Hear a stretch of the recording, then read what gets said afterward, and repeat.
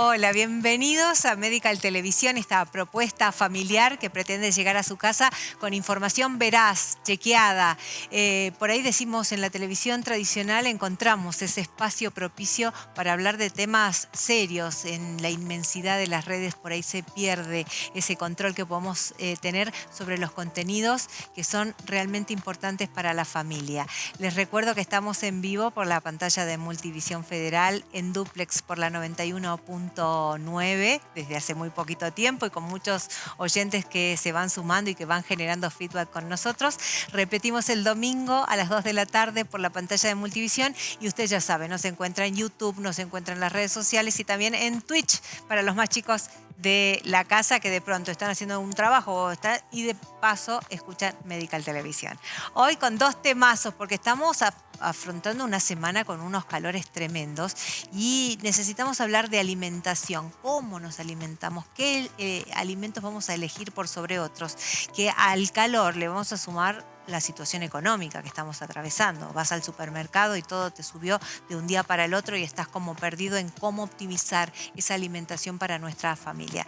En el segundo bloque vamos a hablar de diabetes gestacional, un tema a pedido de ustedes también. Vamos a encontrar la orientación necesaria de la mano de la doctora Pereira que va a visitarnos en el segundo bloque. Yo ahora ya tengo aquí para saludar a la licenciada Milagro Ramón. ¿Cómo le va, licenciada? Pero muy bien, Nori, muchas gracias por la invitación y la verdad que es un tema que preguntan mucho y que realmente es interesante. ¿Qué te parece? La alimentación en épocas de calor. Cuando pensábamos que todo se simplifica, me parece que no. Hemos preparado, licenciado, un informe para darle marco a la Bien. entrevista. Bueno, a ver, lo A veamos. ver, ¿lo compartimos? El verano es una época vibrante y soleada que invita a disfrutar de actividades al aire libre y de las delicias culinarias refrescantes. Con el aumento de las temperaturas y la actividad bajo el sol, es fundamental prestar especial atención a la alimentación para mantener un equilibrio adecuado y garantizar que el cuerpo esté bien nutrido y lleno de energía. Según la Organización Mundial de la Salud, en épocas de mucho calor, la ingesta diaria recomendada de agua para mujeres es de aproximadamente 2,7 litros y para hombres de unos 3,7 litros, que incluye agua de bebida, alimentos y otras bebidas como té, café o mate.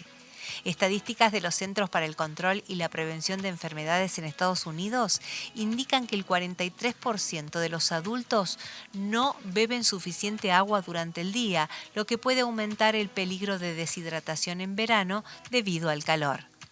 Algunos datos sostienen que en promedio solo alrededor del 12% de los adultos consumen suficientes frutas y menos del 10% consumen suficientes verduras diariamente. Algunos estudios indican que las ventas de productos frescos como sandías y verduras de hojas verdes tienden a aumentar en temporada veraniega. Sin embargo, también hay un aumento en el consumo de alimentos menos saludables, como helados, bebidas azucaradas y comidas rápidas, debido a las actividades al aire libre y reuniones sociales. Las estadísticas muestran que en los meses de verano, con el aumento de las temperaturas, hay un mayor riesgo de intoxicación alimentaria debido al manejo inadecuado de alimentos perecederos al aire libre. Los hábitos alimenticios durante el verano pueden ser influenciados por las vacaciones, viajes y actividades recreativas, lo que a veces puede llevar a elecciones alimenticias menos saludables. En conclusión, mantener una alimentación equilibrada y consciente durante el verano es fundamental para aprovechar al máximo la temporada y mantener una salud óptima. ¿Querés saber más? Quédate en Medical Televisión. Ahí está, Sí, licenciada, muy bueno. más o menos los datos que se manejan en organizaciones internacionales que coinciden con nuestra vida cotidiana. Cuando recién nos saludábamos con la doctora, con la licenciada, me decía, los adultos mayores no toman agua. Exactamente. Y vamos un poco a la franja etaria de ambos extremos, ¿no? Ujú. Por un lado, los chicos ya se están terminando las clases y Tenemos problema en Salta de muchas escuelas y colegios con falta de agua y es muy importante mandarlos todos los días con la botellita, de agua preferentemente, y no de estas bebidas gaseosas, como decía bien el informe, que son ricas en azúcares, que tampoco nos favorecen, pensando en que tenemos a la par una obesidad infantil bastante elevada en porcentual. Ahora, si nuestro hijo no tiene problemas con obesidad o con el peso, Sí. ¿se recomienda o no se recomienda la bebida No azucarada? hace falta, es decir, nosotros tenemos que pensar siempre que la alimentación tiene que ir de la mano de nuestras necesidades nutricionales. Y ahí un poco separar, como decíamos al comienzo, los gustos de las necesidades nutricionales. Los requerimientos y las necesidades, que es lo que nuestro cuerpo necesita todos los días, tiene, como decía ahí, 2,5 litros en la mujer, 3 litros en el hombre. O sea, nosotros necesitamos agua, no tanto bebidas ricas en azúcares. Por más que no tengamos problema de peso. No es lo mismo entonces. No es lo mismo. Bien. Entonces, acostumbrarlo, porque el chico es como una esponja, digo yo, es mucho más fácil que adquiera hábitos que el adulto. Entonces, darle la botellita de agua. Capaz que los primeros días vuelve entera. Pero Bien. después cuando empieza a sentir la necesidad, o que también existe esto del contagio, como el otro llevó la botellita, yo también, Claro. y empezar a generar esa costumbre en los niños. Sí, ahí tengo una pregunta. Vuelve la botellita con agua, ¿ese agua se renueva? ¿Cuánto tiempo puede estar el agua que nosotros tomamos de la canilla dentro de una botella cerrada para que sea apta para el consumo? No más de 4 horas. Lo bien. ideal es el periodo más o menos lectivo, ¿no? Uno dice en 3 a 4 horas, deberíamos tratar de que eso se consuma y llega a la casa, se desecha, se lava correctamente ese recipiente para volver a utilizarlo. Bien. Algo que es importante pensando en esto en la seguridad alimentaria, los envases. Muchas veces hay que limpiarlos bien, no tan solo saco el agüita y vuelvo a renovar. Miremos todo, el pico, el contexto del costado, porque a veces forma hongos y volvemos a reutilizar. Entonces, a veces el uso de la lavandina, dejarlos un poquito en lavandina, sacar esos hongos locales antes de volver a dar, porque los chicos no lo perciben. Bien. Sobre todo los vasitos esos que vienen con pajitas, también hay que mirar, porque en el interior suelen quedar sedimentos y muchas veces hongos. Ahora, licenciada, ¿qué alimentos no deberíamos utilizar en esto de irnos de picnic, a la pileta, al colegio, que no tiene refrigeración y que estamos con temperaturas de 30 grados? Todo va a depender de cuándo yo voy a consumir. Un ejemplo palpable que por ahí uno recomienda mucho en el consultorio es que llevo de colación o de snack al colegio, y muchas veces en estos días que los llevan a los chicos a día de campamento, día de picnic. Los lácteos. Nosotros sabemos que si utilizamos un yogur, una leche chocolatada, necesita de una refrigeración. Entonces, si uno dice, bueno, desde que salió de casa y en el transcurso de 1 hora va a ser consumido, perfecto. De lo contrario, no podemos enviar ni quesos cubeteados, ni fiambres en un sándwich, mucho menos mayonesa, que eso es lo que hay que tener mucho cuidado. Pero no, la licenciada, ya me voy a discutir con él. Me está sacando el fiambre del sándwich. ¿Qué le voy a poner al sándwich, licenciada? No, lo podemos utilizar. El tema es que sea consumido dentro del lapso de 1 hora. Porque nosotros hacemos el sándwichito a las 6 de la mañana y el niño lo está consumiendo a las 12. Entonces, ¿qué pasó con esa mayonesa, con esa manteca? Porque llegamos a la escuela o al colegio y no tenemos para colocarlo en refrigeración. Bien. Ahora sí hay colegios donde uno puede poner su viandita dentro de la heladera hasta que sea consumido. Yo pensé, bueno, no le pongo mayonesa, no le pongo manteca, pero el fiambre dentro de todo se mantiene. No. No, el fiambre, fíjense que uno ¿cómo lo tenemos en casa? Guardado en la heladera. En la heladera, ¿no? claro. Entonces, que haya un lapso de tiempo máximo 1 hora y media, porque después empiezan a colonizar las bacterias. Bien. Y lo que más probabilidad tiene aquello que sea más elaborado. O sea que estos aditivos que nosotros utilizamos, como es la mayonesa, la manteca y demás, tienen más probabilidad. Y volvemos un poco a esto que pasa cuando nosotros vamos por el centro y conseguimos un lugarcito donde tiene los sanguchitos que no sabemos de cuándo están ahí y no están refrigerados. Claro. Ahí hay que tener cuidado. Hemos tenido muchos porcentajes y muy alto en Salta de salmonela. Bien. Y entonces empezar a pensar eso. Todo lo contrario es empezar a pensar en cosas más frescas. En vez del sanguchito, ¿por qué no fruta? Bien, y ahí no hay problema con la conservación si está en su propia cáscara. Exactamente, ¿no? Podemos mandar manzana con su cáscara, manzana verde, manzana roja, mandarinas que todavía tenemos. Empezaron a salir los primeros duraznos que también se pueden consumir. Y el durazno es como más complicado, porque si tiene pelos, los chicos no lo comen. Mientras sea bien lavadito y demás. Hay otro tema, Nori, que es no se consume prácticamente fibra. Y yo a la par de lo que decía ahí de cuánto es el consumo de líquido que tenemos que consumir por día que no llegamos a cubrir, yo le sumaría que tampoco de fibra. Bueno, ¿qué fibra? ¿La fibra qué es? La cáscara de la manzana, la cáscara de la pera. Estamos acostumbrados a pelar todo. Sí. Si nosotros desde chiquititos les enseñamos a comer la manzana con cáscara, la pera con cáscara, no vamos a tener esa dificultad. Entonces les puedo mandar cerrado.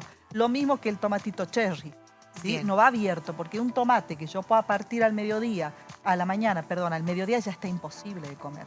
Ahora tenemos la estrategia de los tomatitos chiquititos, que puede ser una alternativa también como snack. Le voy a recordar a nuestros televidentes que hay consultorio virtual, 11 26 09 09 09. A partir de este momento, cualquier consulta que le quiera hacer llegar a la licenciada para que ella le responda.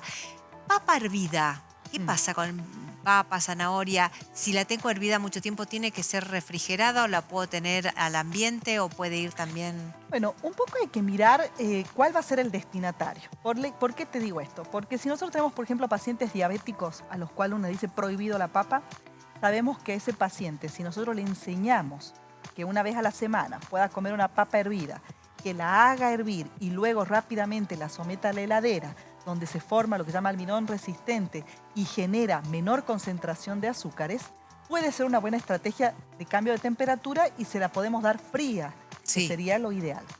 Ahora, eso sería para los pacientes diabéticos. ¿Qué pasa con el resto de la comunidad?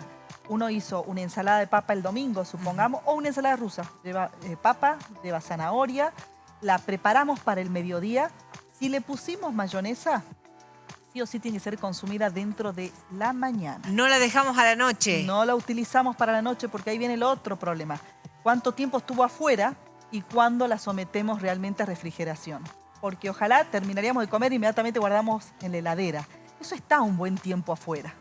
Ahora, si no lleva mayonesa, probablemente yo pueda reutilizarla a la noche con la precaución de que no esté previamente condimentada. Cuando yo utilizo un cuerpo graso, la probabilidad de colonización es mayor. Ah, o sea que si yo le pongo un aceite de oliva, tampoco. Claro, lo ideal es... Ningún tipo de aceite. Siempre decimos que lo ideal es no preparar las ensaladas para que tengan mayor conservación y prepararlas capaz en un bol por separado en el momento de consumo. Entonces preparo la porción.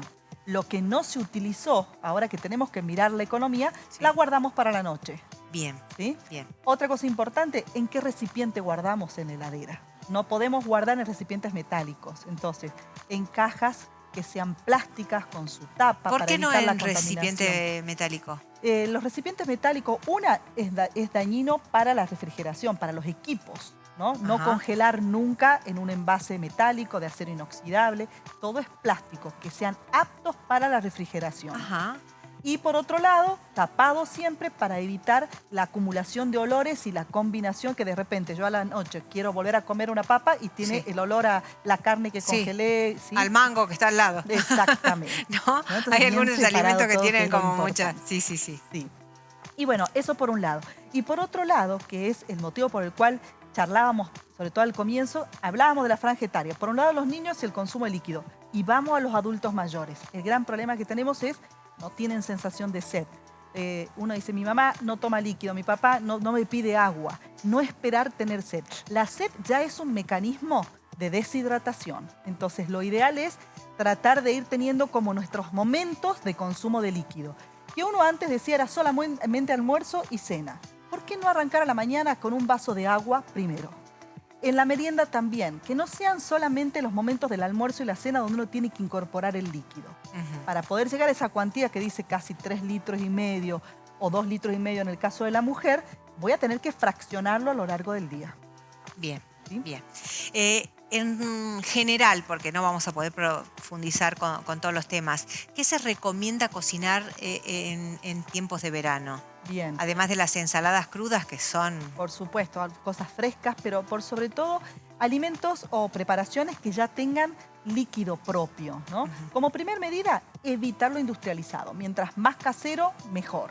Nosotros en invierno vamos a los guisados, no vamos a las comidas calientes, que generalmente son a base de cereales y a base de legumbres. Bueno, ahora buscamos más las comidas a base de verduras, como vos decís, y frutas preferentemente crudas. Bien. ¿Sí? Como primer medida. Y luego, por supuesto, buscar las carnes, preferentemente las blancas. Por ejemplo, carnes de pollo, pescado, que por ahí no lo traemos a la dieta. Ay, pero ¿sí? cuando decimos pescado y el calor, a mí me parece que es una combinación difícil. Fresco, pescado ¿no? fresco. Ah, Es bien. decir, si no, no vamos a consumir pescado y lo necesitamos. Y acuérdense que nuestras guías alimentarias argentinas nos dicen de 2 a 3 veces a la semana pescado. Bien. Es otra recomendación que no llega a cubrir la población argentina. Somos muy adeptos a la carne roja y el pescado, por distintos motivos, lo vamos dejando de lado. Acá nosotros en nuestra zona tenemos más pescado de río, no prevalece el pescado de mar, pero sí se puede utilizar un enlatado, por ejemplo, un enlatado al agua, no al aceite, para hacer una ensalada, un filé de atún, que en el caso de los chicos que por ahí nos cuesta hacerlo consumir, en lugar de pensar en la fritura, porque esa es otra cosa que hay que disminuir, el informe fue muy claro, ¿no? Bajar el consumo de la fritura, de las grasas, ¿sí? De los productos con grasas copiosas por sobre todo. Puede ser pescado, por ejemplo, al limón, a la parrilla, a la plancha, con verduras. Sí, la plancha es una solución cuando uno no quiere prender el horno, sobre todo cuando uno Es tiene rápido. la casa pequeña y decís prendo el horno y Totalmente. caliento todo, Sí. ¿no? O por ejemplo hay otra estrategia que por ahí no la conocemos y que está en todos los supermercados, el canicama, que es una barrita de pescado que ya viene cocido, que eso se puede utilizar en las ensaladas frescas. Entonces puede ser el atún, pero hay gente que dice, no, el atún no me gusta por el olor o por el sabor. El canicama es un tipo de pescado y no tiene sabor prácticamente a pescado. ¿Podemos hacer consultorio Sí, virtual? por supuesto. Porque me encanta cuando pasan estas cosas, cuando te mandan estos mensajes, porque María, que nos escribe, está en pantalla el mensaje, dice, soy adolescente. Y a mí ya me metió en el bolsillo, porque si es una adolescente que está viendo televisión y está interesada en temas de salud, es una adolescente distinta. Totalmente. ¿No? Es una elegida. Dice que me gustaría saber cuánto de agua puedo o debo tomar y sobre la alimentación para llevar al colegio y comer bien. Saber por qué me duele la cabeza de vez en cuando. Y puede tener muchísima relación la falta de agua y la falta del alimento. Primer paso, el líquido. Está buena la pregunta y además es una franja etaria que me encanta porque como hablábamos al comienzo son los que vienen a preguntar cómo aprender a comer. Algo que no nos enseñan en ningún lado, ¿no? Primaria, secundaria. Que deberían. Y estaría buenísimo y bueno, pero hoy ya no nos alcanza la currícula, yo creo. Pero está buena la pregunta. Primer paso, el desayuno, ¿no? Hablamos mucho del ayuno intermitente, de las horas de ayuno y la gran pregunta que yo le hago a María es primero, antes de irme al colegio, ¿desayuno? Porque tenemos chicos que su última ingesta fue a las 7 de la tarde, cuando no fue un té-cena, y estamos comiendo algo capaz a las 9:30 de la mañana en el primer recreo y es el sándwich de salame. Claro. Entonces, primer paso, un desayuno. Si no estoy acostumbrado a desayunar, no es que tengo que hacer un desayuno importante, pero sí, aunque sea ahí, sí me tomo un vaso de yogur. ¿Para qué? Para que justamente empecemos a activar todo el combustible que necesitamos. Un auto no funciona sin nafta. Bueno, nosotros, ¿cómo vamos a funcionar sin nutrientes? Un vaso de yogur es un buen desayuno. Un vaso es en aquella persona que no tenga el hábito. Y lo digo porque el adolescente generalmente se levanta y dice, yo salgo volando, no desayuné nada. Es verdad. Un vaso de yogur, empecemos por ahí. Complementamos el desayuno probablemente a media mañana. Y ahí sí me llevo la fruta. ¿Sí? Ante la pregunta del dolor de cabeza puede estar asociado a una deshidratación temprana. Entonces, siempre cuando hablamos de alimentación, tratar de cubrir esos 2 litros, 2,5 litros de agua, porque esa era la pregunta que ella nos hacía, ¿cuánto tengo que cubrir? A lo largo del día. Entonces, no puedo salir de casa sin mi botellita de medio litro para terminarla durante la mañana. Recargarla al mediodía y otra botellita de medio litro. Extra a lo que nosotros vamos a consumir en almuerzo y en cena. Y de esa manera, María va a poder llegar a la cantidad que se necesita de líquido por día. Bien. Con todos esos requerimientos, si no hay dolor de cabeza, lo que nos estaba faltando es líquido. ¿Sí? Bien. Como primer paso. Lo tengo a Pepe, de la Merced Chica, ahí en pantalla, que me está canchereando, me parece, Pepe, porque me dice que toma todos los días Coca-Cola y que se mantiene hace 20 años con el mismo peso. O sea, sos un privilegiado, Pepe. Pero lo mismo, te voy a decir, la gaseosa no solo es mala porque nos engorda o no, sino por otras razones también. En realidad, no solamente pensar en el aporte calórico, sino es un producto comercial, primer paso. Después, tiene los famosos antinutrientes. Uno de ellos es el ácido fosfórico, compite con el calcio del hueso.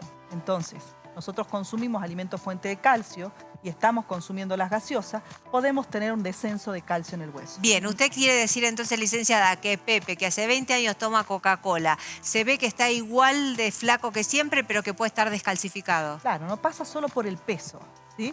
Ahora, por otro lado, y eso creo que es una prueba que podemos hacer todos, hagamos al mediodía la prueba de tomar un vaso de agua y tomar un vaso de Coca-Cola. Probablemente durante el transcurso del almuerzo voy a necesitar 2 o 3 vasos de agua.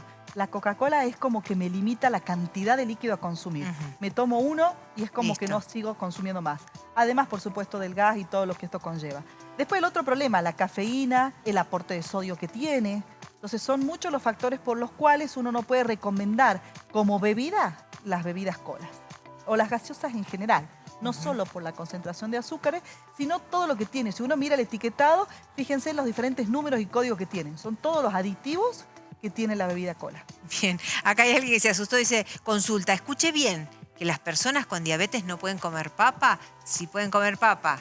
Exacto, no hay ningún alimento prohibido. Yo como digo, la alimentación del diabético es la que deberíamos tener todos. Lo que pasa que la papa, la batata y el choclo para nosotros entra dentro de un grupo que se llama vegetales C, que concentran más cantidad de hidratos de carbono, entonces lo limitamos. No es la verdura de elección para hacer todos los días. Entonces capaz que el día que nosotros decimos, bueno, hoy va a consumir papa, ¿cómo hace para que esa papa tenga menos hidratos de carbono? Lo que se hace es, se la hace hervir primero y luego se la somete a frío y forma lo que se llama almidón resistente. Así que la curva de glucemia desciende. Gracias a la señora que está en pantalla ahora que nos dice que este es su programa preferido. Nos gusta que nos digan cosas. Claro. No deberíamos leerlo, pero lo leemos porque nos gusta. Dice, sáquenme de una duda, ¿cómo conservar los huevos? ¿Los huevos a la heladera o no? Bueno, primero y principal, está buena la pregunta porque eso hoy es como que todo el mundo consume huevos. Sí.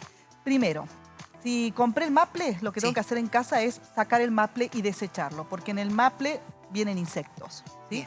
Jamás debo lavar los huevos para ponerlo en la nevera, en la heladera, jamás. Porque ahí estoy perdiendo una película de protección del huevo. Si el huevo va a ser de consumo inmediato, ¿qué quiere decir esto? 2, 3 días, lo puedo mantener afuera. De lo contrario, si quiero que se conserve por 7 días, lo hacemos en la heladera. Lo que me permite la heladera es aumentar el tiempo de conservación, pero nunca lavados. Bien, el huevo se debe lavar en el momento en que lo voy a someter a cocción. Bien, ahora yo le sumo a la consulta el huevo preparado, ya un huevo hervido, que nos quedó del mediodía, no lo usé para nada, ¿lo puedo guardar? Ahí sí, se puede refrigerar sin la cáscara. Sí. Y lo puedo volver a utilizar a la noche. Siempre le sacamos la cáscara, lo hervimos, le sacamos la cáscara. Exacto. Bien. Lo pelamos. Y si tenemos un huevo frito, por ejemplo, un huevo revuelto, ¿se puede guardar? No es aconsejable. Porque tiene el aceite. Tiene el aceite. Ah, aprendí. Qué buen dato, licenciada, que me llevo hoy del programa. Sí. Bien. Todo lo que nosotros ponemos cuerpo graso o estamos agregando a ese producto natural otra cosa, tengo más probabilidad de proliferación. ¿Sí? Bien, me encantó. Bueno, acá ya empezó la gente con los temas polémicos que en alimentación hay muchísimo. Sí. No sé si vamos a llegar porque nos estamos quedando sin tiempo. ¿El ayuno es bueno o malo? Depende cuándo y cuántas horas. Podemos hacer un programa especial. Sí, y está buenísimo porque tiene sus beneficios. Prometo volver para hablar de eso. Bien, y acá dice, porque la mamá quiere bajar de peso y parece ser que ya está probando y que no está funcionando mucho. Ojo con el tiempo. No funciona mucho, dice. No, solo no funciona nada. Claro. Hay que complementar. Además, haces el ayuno intermitente y cuando desayunar le metiste una torta, por ejemplo. Arruinaste las 18 horas. Las 18 horas que no comiste. Bueno, mi mamá no suele desayunar, a veces apenas toma un té con azúcar. Almuerzo sí, merienda no, cena sí, pero muy liviano y me parece que necesita orientación, ¿no? Hay que ordenar y hay que ver por qué. Los hábitos alimentarios, si bien uno dice, tienen que ir de la mano de nuestra rutina diaria, no por eso voy a tener ayunos prolongados que van a ir de la mano muchas veces de carencias nutricionales. Depende de la edad, depende de las patologías o comorbilidades asociadas. No podemos hablar de manera general para todos igual, es decir, para todos nos sirve el ayuno. Depende qué. Y hay beneficios comprobados y mucha evidencia científica con respecto, por ejemplo, al síndrome metabólico, a las hipertrigliceridemias asociados al ayuno intermitente. Por eso vamos a hablar con tranquilidad de ese tema. ¿Qué pasa con estos alimentos que deseamos tanto en épocas de calor como los helados? Bueno, uno tiene que tratar de controlar por sobre todo las cantidades de calorías que consumimos. Hablábamos de la importancia de decir, bueno, ¿cuáles son los requerimientos nutricionales y cuándo como por placer? ¿Tenemos que comer por placer? Por supuesto que sí.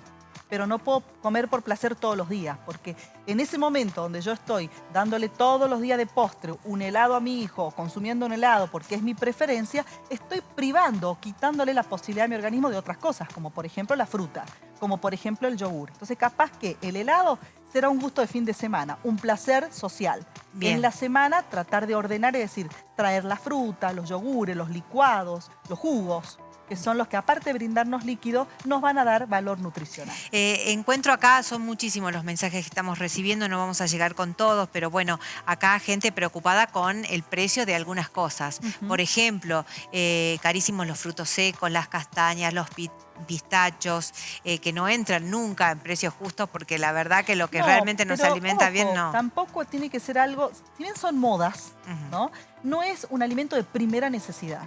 Yo les diría, primero aquello, por ejemplo, en el grupo de las proteínas, las que son de alto valor biológico y las que necesitamos sí o sí, leche, queso, huevo. Bien, ¿no? acá me dice justo esta misma mamá que la nena no toma leche de vaca y la leche de almendras es carísima.